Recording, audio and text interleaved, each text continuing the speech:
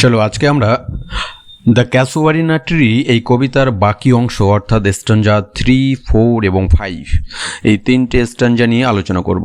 প্রথমেই স্ট্যানজা 3। এই স্তবকে কবি ক্যাসুয়ারিনা গাছটির সঙ্গে জড়িয়ে থাকা শৈশবের স্মৃতির কথা বলেছেন।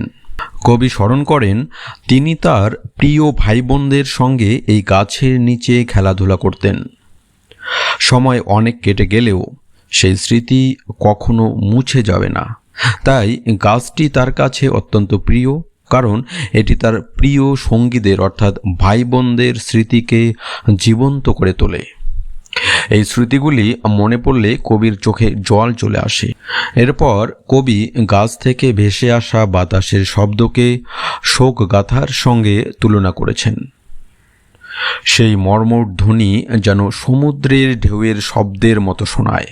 কবির মনে হয় এটি গাছটির নিজের বিলাপ বা ল্যামেন্ট, যা হয়তো মৃত আত্মাদের অজানা জগতে পৌঁছে যায়। এবারে চলো আমরা দেখব স্ট্যানজা 4।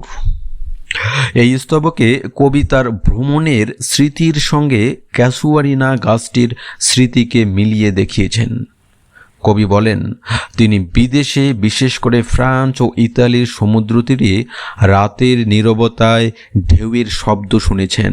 এই ঢেউয়ের মধুর সঙ্গীত শুনলেই তার মনে নিজের দেশের ক্যাসুয়ারিনা গাছটির কথা ভেসে উঠত। তার কল্পনায় গাছটির ছবি স্পষ্ট হয়ে উঠত। অর্থাৎ পৃথিবীর যেখানেই থাকুন না কেন, নিজের জন্মভূমির এই গাছটি তার হৃদয়ে অম্লান ছিল। চলো এবারে আমরা লাস্ট স্ট্যানজা অর্থাৎ স্ট্যানজা 5। শেষ স্তবকে কবি জানান যে তিনি এই ক্যাসুয়ারিনা গাছকে অমর করে রাখতে একটি কবিতা লিখতে চান। এই কবিতার মাধ্যমে তিনি গাছটির সঙ্গে জড়িয়ে থাকা প্রিয় মানুষদের স্মৃতিকেও অমর করতে চান।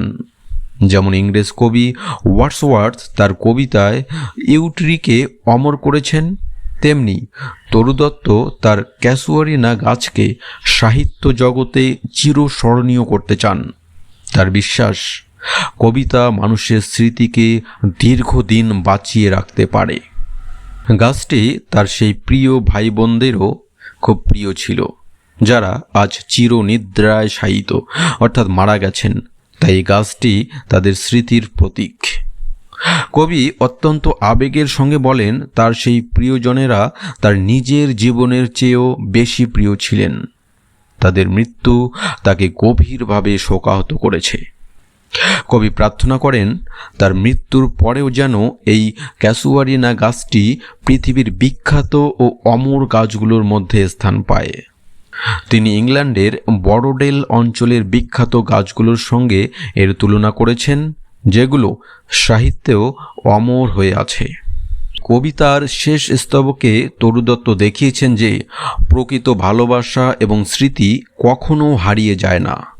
ক্যাসুয়ারিনা গাছটি তার কাছে শুধু একটি গাছ নয়, এটি তার হারিয়ে যাওয়া প্রিয়জনদের স্মৃতিস্তম্ভ। তাই তিনি কবিতার মাধ্যমে গাছটিকে এবং তার সঙ্গে জড়িয়ে থাকা স্মৃতিকে অমর করে রাখতে চেয়েছেন। আজকে এতটুকুই। খুব তাড়াতাড়ি আবারও নতুন ভিডিওতে দেখা হচ্ছে। ততক্ষণ take care, tata bye, thank you.